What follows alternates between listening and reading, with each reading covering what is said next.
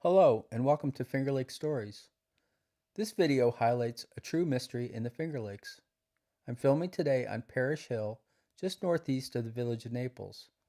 The mystery we will be exploring are the large stacked stone piles that are found high up on the hill in this area. This mystery is not just a local one.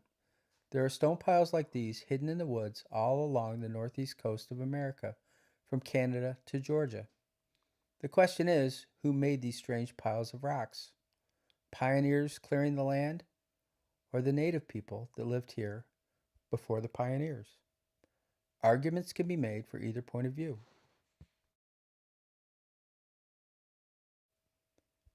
This map shows the approximate location of the stone piles we'll be viewing.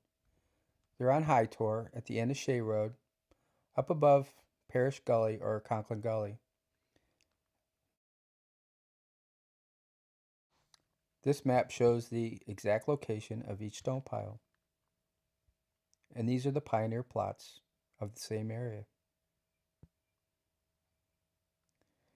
So let me preface this by saying what you'll see here is not that impressive. If the pyramids were hidden in the woods up here, people would take note of that. These are large stone piles. The reason that they may have lasted as long as they have is because that's all they are, is large stone piles. But that does not make them any less fascinating. Why are they here? Why do they all look the same?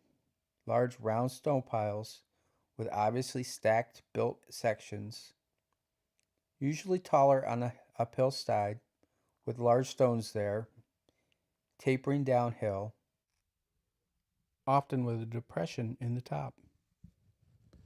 It's hard for me to imagine why pioneers would build these structures.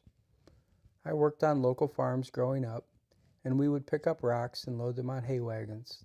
Then we'd dump them on the edge of a gully or a hedgerow. Rocks are heavy, and you don't want to move them any more than you have to. It's not fun, and we're talking about lots and lots of rocks. So if the pioneers had done this, they would have loaded them on what's called a stone boat and hauled them to where they need them. Most of the pioneers who settled up here came from Scotland and places like that and raised sheep or grew wheat, corn, potatoes.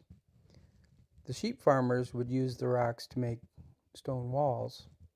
There really isn't any point in piling the rocks up twice. I think they just take them to where they were making their stone walls and call it good. The other possibility is that these are Native American structures.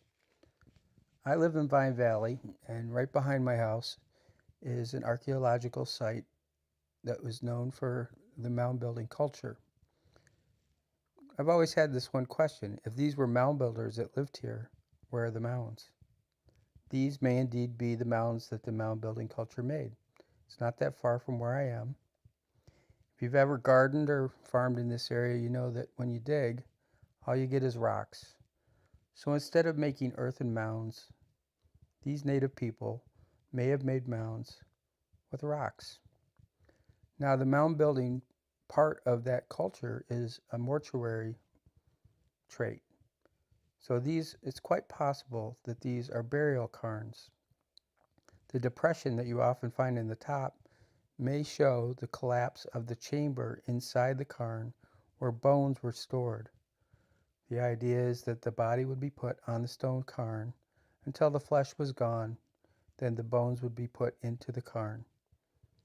It's possible that they were built where they are because they're high on the hill and you can see where your ancestors were even after they were gone. Another interesting trait is they're often found at the source of a water feature, a stream that gets bigger, or a spring.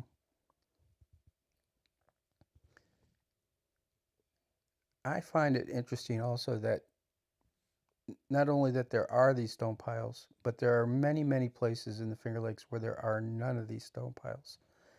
And if this was an agricultural trait, I think you'd find them everywhere. For instance, there are none of these on Bear Hill. And Bear Hill is an obvious place where, if this was agricultural or pioneer, there would be stone piles there, and there aren't any. You find these on Italy Hill, You find them at, is it Harriet Hollister Park? You find them on Stead Hill, and you find them in Clark Gully. There's over 100 in this area. So these are just 15 of them grouped together, and that's enough to look at, because even I get bored of looking at snow piles at some point. Anyway, I hope this gives you an idea of what's up on the hill there, and if you have any feedback for me, I'd love to hear from you. So thanks for watching.